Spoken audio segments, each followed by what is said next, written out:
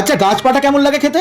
এই হলো গাছপাটা পিস করে কাটা, ঢেলে দিলাম প্রেসারে, সাথে দুটো আলু, ছিটকিনি এটে প্রেসার মারা চালু। এবার মশলা ধনে জিরে শুকনো লঙ্কা নেড়ে পেশা বাটিতে দিন, তারপর গুঁড়ো করে নিন। এদিকে পাটা গেছে গলে, নিন এবার ডলে পেঁয়াজ কুচি, লঙ্কা কুচি, সামান্য আদা বাটা, গুঁড়ো করা মশলাটা হাফ চামচ, সাথে অল্প নুন, গুঁড়ো গরম মশলা, সামান্য চিনি নিন। মেশান একটু জোরে, সাথে বেসন আর চালের গুঁড়ো ছড়ান অল্প করে, ভালো করে মাখুন, হাতে তেল অল্প রাখুন। এবার গোল করে কেমন বল হলো দেখুন। গরম তেলে ছেড়ে করে নিন লাল, কটা চিংড়ি ভাজুন, ওই তেলেই হবে এবার ঝাল। ফোড়নে গোটা গরম মশলা দিন, একটা সামান্য লঙ্কা নিন, করে ফেলুন সামান্য ফ্রাই, পেঁয়াজ বাটা দিন, ভালো করে নেড়ে নিন।